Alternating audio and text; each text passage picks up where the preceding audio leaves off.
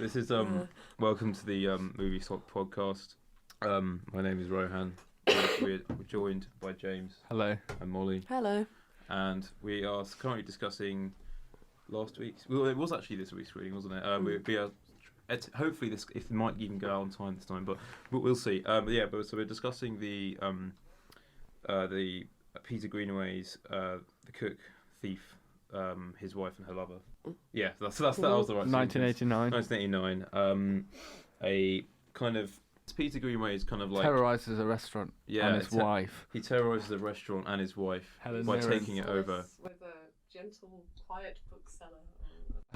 And in defining and in synopsizing the film as eloquently we have, what do we all think of it? Oh, I really like it. It was my second time watching it, and I found, if anything, I enjoyed it more second time round, just because it's such a sensory overload. There's so much to take in because it's so stylized, and all the actions and characters are so extreme.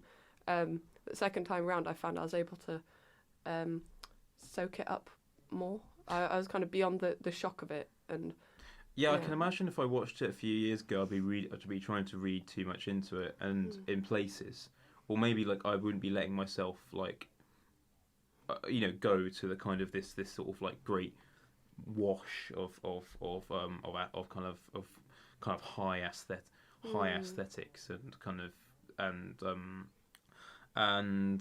I think that.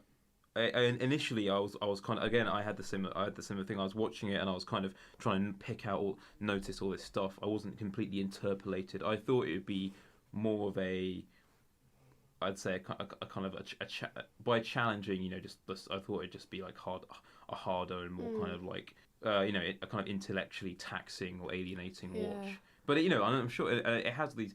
It has. I suppose it is in some ways. But I found I was able to really I became quite classically invested in it towards the end. Like it really kind of pulls on lots of these different sort of like strings, and I guess whilst maybe parodying or kind of like referencing, or I guess I know one thing about, isn't he really interested in like isn't he like Greenaway really like he liked to explore these kind of like I don't know, I'm going to pick a like 16th or 17th century kind of like dramatic kind of like styles. I don't know what period.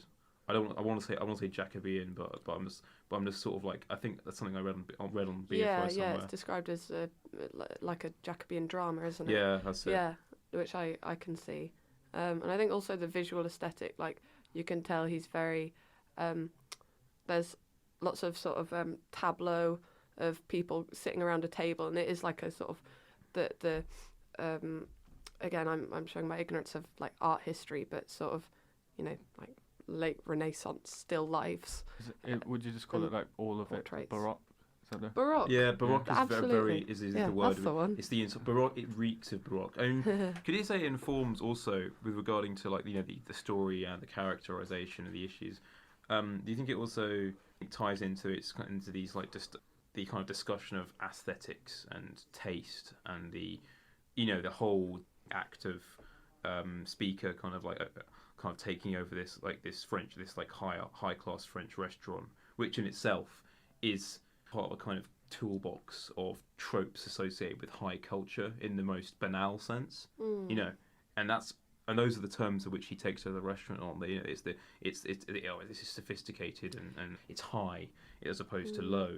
But I guess Greenaway kind of plays around with this dynamic kind of in a very active way, and demonstrates the kind of how the high and low are integrated into these, I suppose, in kind of like in a moral sense. And you could say he has flipped, because I guess the three main themes, or like with high and low art, is like sex, food, like art. When we see these like the grand paintings on the wall, and I guess with like the high art, the food, the art's kind of being perverted by what's it, Albert.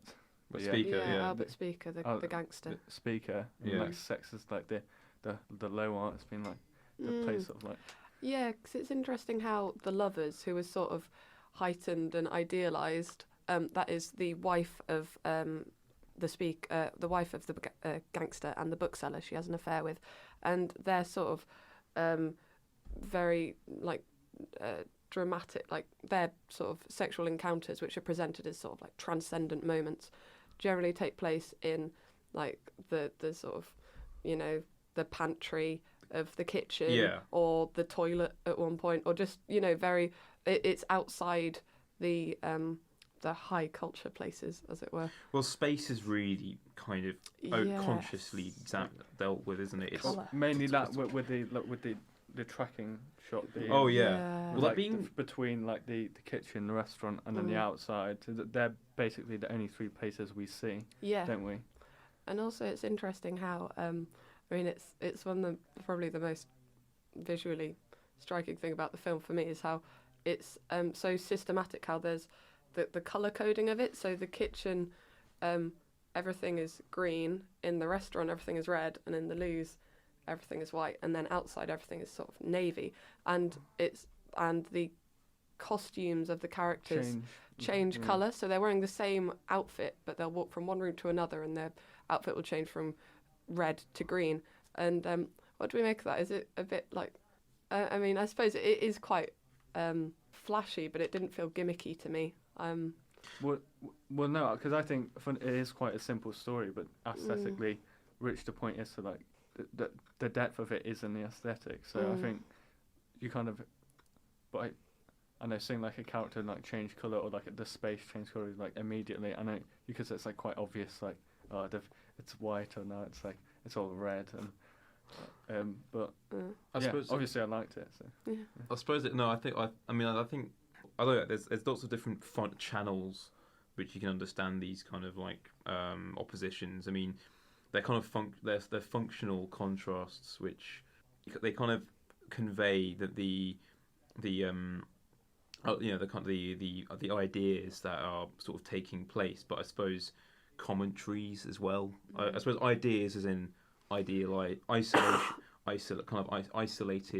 almost classical kind of like ideas, if you know what I mean, of beauty and morality and kind of, and then also there's commentaries which are kind of I see them as like a sort of like an ongoing an active process, I suppose. And I suppose those commentaries are kind of I guess the way I think Greenaway kind of like portrays sort of decadence and greed. That's where you can view the imagery to have a kind of a level of duality. And I suppose positioning these kind of like the sex scenes in these kind of like cordoned off these kind of backroom sections and these kind of illicit kind of indeterminate spaces. They are the embodiment of Speaker's blindness, aren't they? I suppose that which comes to a head towards the kind of mid to end section. The fact that he's oblivious to the affair is the whole reason why he couldn't conceive of anything like that happening in a space like that, which is effectively a kind of a testament to the moral outlook that Greenaway is attempting to kind of to create an indictment of, or a satire upon the inability to see how these kind of distinctions fall away, or rather the cheaply set up distinctions as opposed to the sophisticated distinctions. I suppose that's where the opposition is. It's an opposition of oppositions. I think I've been wrapping myself into much like structuralist theory recently it's infecting my head. So that's kind of the way I understand what's kind of going on there. There's like, and I suppose going back to the whole thing you said about like the kind of maybe luridity of the colours, it's there to kind of I suppose convey kind of like I guess wholesome or kind of like real or high class idealism. Then there's also again the perception of what is high class. Those are the two kind of like ongoing debates. I don't know, or debates is a bit of a kind of a boring word to use, but like, you know, it's I feel that's kind of what's going on there. Now we approach our kind of feature topic, which is on a debate which has been kind of like percolating in the corners of the film industry. So the debate raging in movie society and in film circles at the moment is the subject of reanimation in I suppose in cinema, and I suppose maybe you could say showbiz in general, but within cinema, I think the most recent outset of this topic came in the reanimation of James Dean for was it a new film in which he... Well, so I think the film hasn't been made yet, and it might not get financing. It's a proposal, yeah. It's a proposal. Yeah, but it's what's it called? I think the synopsis idea is it's like a Vietnam War film about an injured soldier who becomes friends with a Labrador. Yeah, and they're already saying... And it's called Finding Jack, and...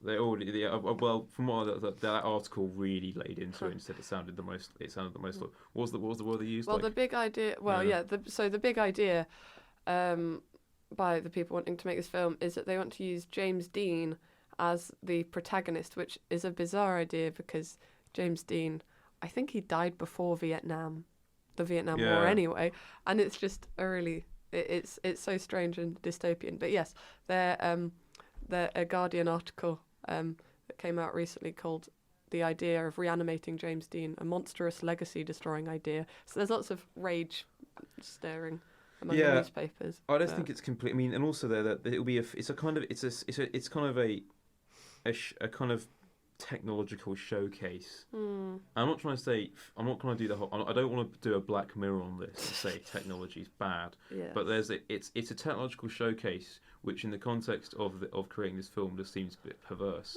And obviously, nakedly exploitative. I think. Yeah. In a way that other reanimation, if I can use that word, things in recent cinema haven't been or felt in quite the same way. So, for example, the Star Wars, the reanimation, the digital version of Rogue One. Yeah, Rogue One. They reanimated Peter Cushing's character. I mean, and for a very brief scene. Yeah, and to be honest, it was within the context of Rogue One and within the context of the Star Wars universe, and there were so many considerations which made that appropriate or kind of acceptable. There was artistic license, but there was also the Star Wars universe is inherently kind of got this sort of mythic, self-referential kind of quality about it. It's very amorphous, if you know what I mean. It's a franchise, like it's already it's been a franchise from the outset, like it's Star Wars, but this is an entirely kind of an original. By original, it's like an original an original film idea, kind of built off the back of from the ground up, built off the back of this idea of reanimating James Dean, and his family have consented to it, which I don't want to maybe I don't want to judge how they feel. It's up to them what they do, but I don't want. It's money. Yeah, it's money. Yeah, it's money. But like. Oh, some cutting analysis there. Yeah, yeah. I hadn't considered that. No. But like I mean, I think it's in a kind of an aesthetic sense, regardless of what you do with your past loved ones. It's I think it will I don't think it will really. I don't think it will catch on particularly easily. No. I don't know. I mean, I think not in this case, because to me it seems like a completely random choice to put James Dean in a Vietnam War film about a dog. But I don't know. I could see it taking off in it's algorithmically kind of induced. Possibly. I mean, like the whole sort of. Yeah, I don't know. Maybe in like biopic, I could see this sort of thing taking off. It'll be interesting if we ever reach a point where an individual can choose which stars play in a particular film. Oh yeah. Oh god. That's a. So I fancy Harrison Ford in I don't know. Philip K. Dick is entered. In 8.5 or whatever. Oh, that's such a strange idea. Yeah. And then I'm sure. I wwonder who's going to be the first YouTuber who's going to be the big first. That could be algorithmically possible though. If they like with the way the technology could be, if there was an algorithm, if a algorithm was able to or computer program was able to like absorb all the texts which would be relevant and then approximate them their effectively approximate their characters, this would be entirely possible. You know, maybe it'd be maybe it wouldn't, you know, it'd be CGI or something. But I feel like you know, we've already got enough postmodern walking ghosts in our critical and kind of intellectual spheres. But I feel like, I don't know. I feel this is like there are enough like fairly standard kind of like thoughts to be had on this, and like, you know, it's, you know, it's, so I don't know what else can be necessarily said about the with, you know, is this good or bad? I mean, well, I don't think you really have to say is it good or bad, because it hasn't happened. And normally with most things, there's not a clear distinction of it being good or bad. No. It's just interesting as an idea, or like a possibility of like maybe film stars won't exist or have like a brand identity, and there might be films which come out in the future with maybe the all dead stars. Yeah, because what I find interesting is about this case, the company that represents Dean's family owns the image rights of James Dean, and it's a company called CMG Worldwide or something. But yeah, and they own a lot of the rights to the likenesses of a lot of other dead stars, like Christopher Reeve and, weirdly, Malcolm X. So the idea that, yeah, like stardom as like the selling of a personality might be replaced with the literal selling of an image is I mean, it depends strange. also what these images are limited to. Like, they can't possibly. It's, well, I don't know, because that's the thing. I think if we understood the technology a little bit better, I mean, I think it says there like there's going to be a reanimating. It's going to be reanimated with a voice actor. Or is it James? Was it James Franco? No, I think there was a joke about they keep getting James Franco to play James Dean types, at least they won't have to do that anymore. That was actually a joke. Okay, I skimmed that too fast. But yeah, I mean, I suppose there will be those limitations, won't there? Though they have to be. At the moment, there's still a kind of like it's not like it's not completely computerized. There's a there's still a writing process going on behind that. I mean, it's still strange because they'll be synthesizing the character, or they'll be synthesizing someone sounding a bit like someone who sounds like James Dean, like an impersonator. But it won't be James Dean. It'll be someone acting like James Dean. Yeah, it's so strange.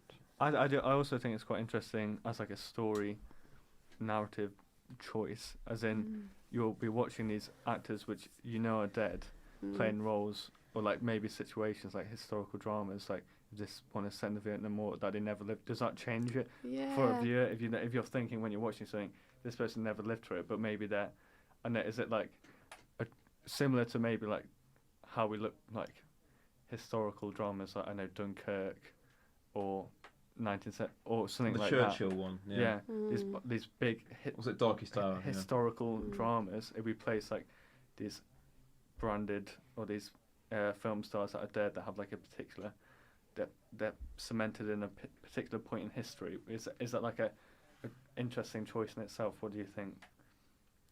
I don't know. I wasn't that clear, but I was just. No, I think it would be actually. No, you think there could be some really interesting pathways or kind of like potential ideas, because we already have like these kind of remarkable transformations made by what you might call versatile actors. Like, I mean, Gary Oldman comes to mind as someone who, you know, who has taken on this really kind of varying, this massively varying kind of like spectrum of roles. And I suppose him as Churchill compared to, and what's else? I mean, I know he's done loads of things, but I can't not about like, but well, I mean, I suppose he was in Harry Potter as Sirius Black. He's Tinker Tailor Soldier Spy. Yeah, I think he was in the.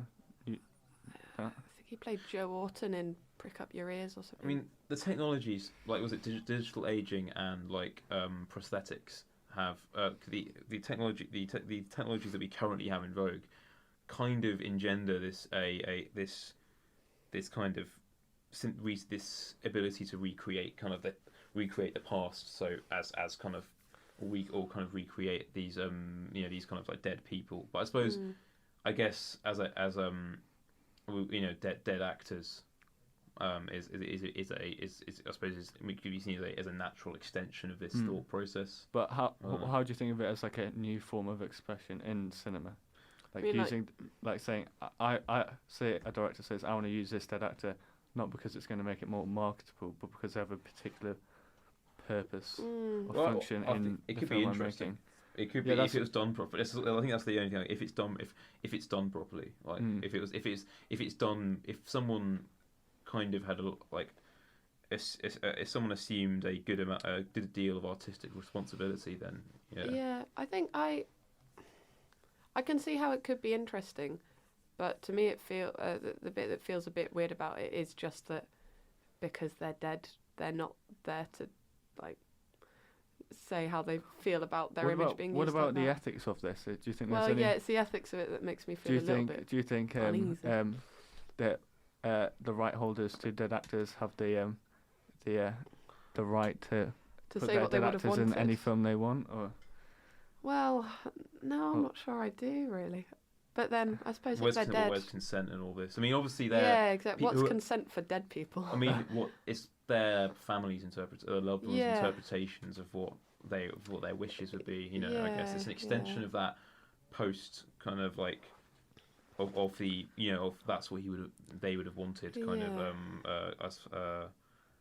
kind of decree, which you obviously get in a lot of, I suppose, legal like settings, but then this would be a kind of like an indefinite extension of that. This is getting very Black Mirror, because now I'm just thinking of like, will after say just people who aren't film stars die, will they be able to like live on in like in the world of media afterwards, from like the shifting deep fakes? Well, there's already I impressions. mean, with deep fakes, if you can it's Simulacra. feasible that one day people are going to be able to get anyone to do anything. Were you going to say simulacra? Yeah, that's simulacra. But I suppose on that bombshell, Yes. we can all conclude for this moment again, phones are bad. God. Boo for technology. Look at the sun setting. Wow. Go out on a walk, guys. I feel it's do something get real. Back, get back, do something. Yeah, do something. Lie on the ground. Yeah, and feel the earth. Breathe, feel the grass and the air. That's what being alive is like. That's not what really being alive is like, as opposed to being on your phone. But anyway, I suppose. Okay. All right, and for this week's reading section, last week I got Rohan and James to watch Claude Chabrol's Le Boucher, which means the butcher, and it's a film from 1970, and it's about a lonely school teacher who ends up developing a strange and sort of intimate but also very distant relationship with a butcher who may or may not be a serial killer in a small town in France. So, yeah, what did you two make of it, firstly? I really enjoyed it. Yeah. Yeah? I think it was. I thought I thought it was interesting. I don't think I've given it enough. Like, I feel like it might be worth a rewatch for me. But I enjoyed it. It's the first of all. I mean, I really loved this over sweet presentation of like the kind of French bourgeois lifestyle. There's something about the real kind of unease presented in these kind of like provincial communities, which kind of harks back. I mean, I guess it kind of harks back to the presentation of the bourgeois in like in the Flaubert I read like earlier this summer. So I guess and I've also been to the same region of France. I've not. She talks many serial killers running around or not? No, but no. I mean, I barely left the chateau, unfortunately. But there were Wise decision. There were lots of.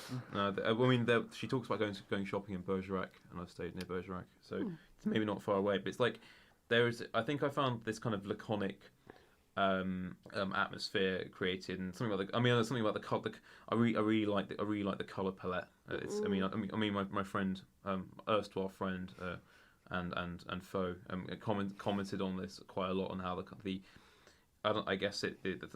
brightness and the sort of luridity of it in certain places, especially during the opening, like the opening kind of sequence in the town hall. Yeah, because it opens at a sort of a wedding reception and dance in the town hall. Yeah, and all that kind of stuff, and it creates this kind of like, I guess the shot where they first meet each other and they're speaking. absolutely. I thought that was absolutely amazing. I know because it looks there's it's like the oblivious kind of like the oblivious kind of movement in the background of the dance, the waltz, or something like that, and they're sort of standing there, and it looks almost like they're kind of positioned out of the frame, like they're superimposed over the top. Yeah. There's something. There's a sense of them being outsiders. They're really like there's a real detachment that I think she receives, I guess, from this. Maybe, I mean, you get the impression she's sort of metropolitan, you know. The kind of, yeah, she talks about going on holiday to Paris, whereas you get the sense the rest of them are very rural. Yeah, and they're quite simply, they're kind of, and she has quite a like. I mean, I found not incidentally, I found some of like her kind of her lesson content quite funny because she does a sort of slight Miss Brody kind of role in sort of like in kind of like expectorating to her kind of class about like the masters of French literature to this primary school class. But yeah, to actually get into, I suppose, the more the meat of the film, as it were. I guess I found it. I felt like I missed something. I felt the bit where it kind of transitioned from their I didn't find there was I remember reading up on the plot description synopsis briefly a few days before, and I thought there was a bit where it said there was a bit where she like initially spurns his advances and then doesn't want to touch him anymore. It says that on Wikipedia, and I didn't. And this is probably bad. I was kind of waiting for this sort of turning point where she didn't like him. I don't think it's that explicit. I think that's the thing. There's a weird draw. I think she's weirdly drawn to him throughout, and I love the sense that a bit of her kind of knows really that he's. I mean, spoilers, but also not spoilers because I think you're meant to kind of sense it the way throughout the film. But you kind of know that she knows that he's killing people. Yeah. But in a way that might even be part of what draws her to him, which I don't know. That might just be. That's logic, isn't it? All that kind of stuff. But I like the whole like discussion, the baseness of humanity and that scene in the cave, the wonderful kind of threatening kind of entrapment between the stalagmites and stalagmites or whatever I pronounce them. All that kind of like that kind of that pulsating kind of like subtext of kind of which is very Hitchcockian, I suppose. You know, repressed impulses, small communities, claustrophobia. I really enjoyed that, and I guess that kind of sense she has, you know, like, or this that she starts to become. I found the bit where she starts shutting all the windows, that actually did generate a lot of I thought that was very effective. A very tense film. Yeah. Those sort of points. I think that he but I felt the fact she's drawn towards him, I felt for me, I didn't quite get he didn't quite get across to me until towards the end. I didn't necessarily feel. I suppose that bit where she's crying and then she's just like don't, and then she's like don't go, was a pointer for me, but I felt I don't know, I felt kind of unsure of her where her kind of position until the final sequence, and then the final sequence where he kind of stabs himself and he makes his confession. I felt like his kind of guilt, his kind of like ongoing kind of like personal kind of like, I don't know, his kind of like breakdown, I suppose, that is actually quite interestingly was very effectively produced, and I found also like I like the way, I guess he only tends to sort of like, I don't know, I guess this slight kind of like, I guess this almost blankness about his kind of like, I don't know what that's not the right word I like to use, but something about his character seems very kind of like. I guess it's kind of it's quite haunted, but there's a sort of a blankness which, like, I suppose, which made like said worst of our friend like said, oh look, it's Bickle, he's back, that kind of thing. Right. His friend, and I could sort of see what it means. Like, he seems to talk about two things for the first one. He either talks about blood and then he talks about meat. And occasionally he talks about like, I guess, and then I like the sort of veneer of like. I guess just friendly, like local butcher. Yeah. You know, he's I'm sort going of to just give you some more like meat later. chatting with an old lady. You know, one minute he's talking about the bloody horrors of the war in, Yeah. I think, Indochina or something. Yeah. And then next thing he's just wrapping up some sausages for an old lady and sort of bantering with her. And I like that sense of it's everything of kind of great unease, but also mundanity. That's kind of what I was looking for. The mundanity is incredibly effectively kind of like put across. So yeah, I think I thought it was very good. I'd like to see it again because I don't think I developed my thoughts enough unfortunately. But I suppose that leaves James to recommend us something this week. My recommendation is the 2012. It's called The Act of Killing. Oh yeah. Joshua Oppenheimer. It's uncovering the horrific executions of in Indonesia of the communists. That'll be a fun in watch. the 60s, where the connection with the butcher is the Indonesian name is Chabrol, which is butcher.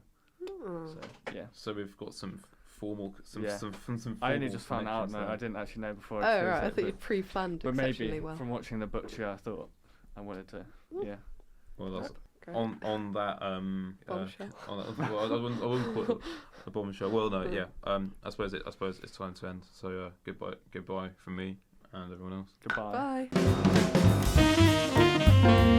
Bye.